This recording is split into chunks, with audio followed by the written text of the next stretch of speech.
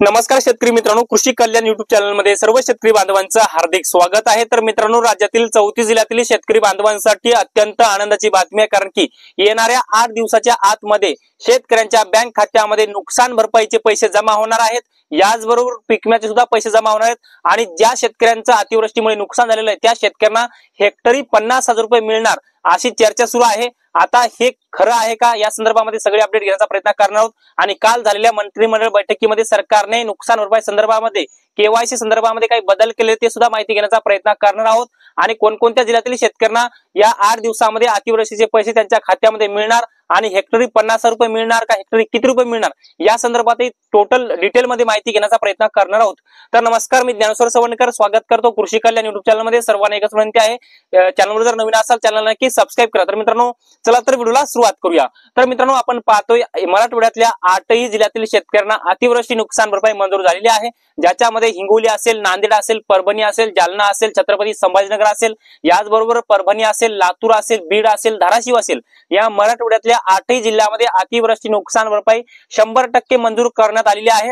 याच्या व्यतिरिक्त आपण पाहतोय विदर्भ आणि पूर्व विदर्भातल्या विदर्भ आणि पूर्व विदर्भातल्या 13ही जिल्ह्यामध्ये अतिवृष्टी नुकसान भरपाई मंजूर करण्यात आलेली आहे। म्हणजे विदर्भातला अकोला, अमरावती, याचबरोबर वाशिम, याचबरोबर बुलढाणा, यवतमाळ आणि ह्या सगळ्या 5 जिल्ह्यामध्ये हे अतिवृष्टी नुकसान भरपाई मंजूर झालेली आहे। आणि दक्षिण महाराष्ट्र, उत्तर महाराष्ट्र आणि एकंदरीत आपण संपूर्ण महाराष्ट्रातील 34 जिल्ह्यातील शेतकऱ्यांचा विचार करायला गेलं तर एकंदरीत 2200 कोटी रुपयाची अतिवृष्टी नुकसान भरपाई शेतकऱ्यांना मंजूर झालेली आहे। आणि येणाऱ्या 8 दिवसांमध्ये शेतकऱ्यांच्या बँक खात्यामध्ये ही नुकसान भरपाई जमा होणार अशी माहिती राज्याचे मुख्यमंत्री श्री देवेंद्र फडणवीस यांच्या माध्यमातून काल सोशल मीडियाशी सांगण्यात आलेली आहे।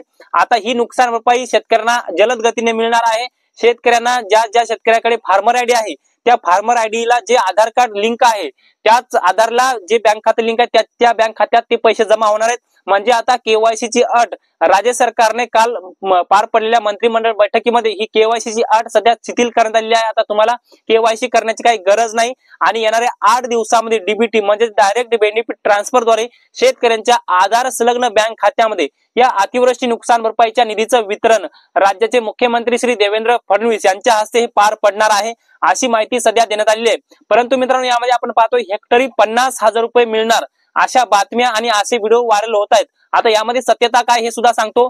तर मित्रांनो, आपण पाहतोय राज्यभरामध्ये मोठ्या प्रमाणामध्ये शेतकऱ्यांचं नुकसान झालं आहे। नुकसान झाल्यामुळे विविध शेतकरी संघटना, शेतकरी आणि शेतकरी नेत्यांच्या माध्यमातून शेतकऱ्यांना हेक्टरी 50,000 रुपये द्या अशी मागणी केली जात आहे। ही मागणी केली जाते, परंतु प्रत्यक्षात मात्र यामध्ये कुठलीही मंजुरी सरकारने दिली नाही। मग आता शेतकऱ्यांना हेक्टरी किती रुपये मंजूर झालेत हे तुम्ही आम्हाला सांगाल, आम्हाला सांगा। तर याच्यामध्ये शेतकऱ्यांना हेक्टरी जिरायत पिकासाठी 8,500 रुपये, बागायतीसाठी 17,500 रुपये आणि बहुवार्षिक फळ पिकांसाठी 22,000 रुपये, 22,500 रुपये आणि ही सगळी मर्यादा 2 हेक्टरच्या मर्यादेपर्यंत शेतकऱ्यांच्या बँक खात्यामध्ये या निधीचं वितरण होणार आहे। म्हणजे जी जुनी मर्यादा होती 3 हेक्टरची, जुने जे निकष होते ते निकष सगळे सरकारने बदलून टाकले आणि फक्त 2 हेक्टरच्या मर्यादेपर्यंत जिरायतीसाठी 8,500 रुपये शेतकऱ्यांना हेक्टरी पैसे मिळणार आहेत। यानंतर आपण पाहतोय राज्याचे मुख्यमंत्री देवेंद्र फडणवीस ओल्या दुष्काळ संदर्भामध्ये बोलले। ओल्या दुष्काळ संदर्भामध्ये त्यांनी अशी प्रतिक्रिया दिली की त्यांनी सांगितले की ओला दुष्काळ आतापर्यंत राज्यामध्ये लागू झालेला नाही आणि ओला दुष्काळ आपल्याला लागूही करता येत नाही, परंतु ओल्या दुष्काळाच्या ज्या सवलती आहेत त्या सवलती आपण आपल्या महाराष्ट्र राज्यातील शेतकऱ्यांसाठी राबवू।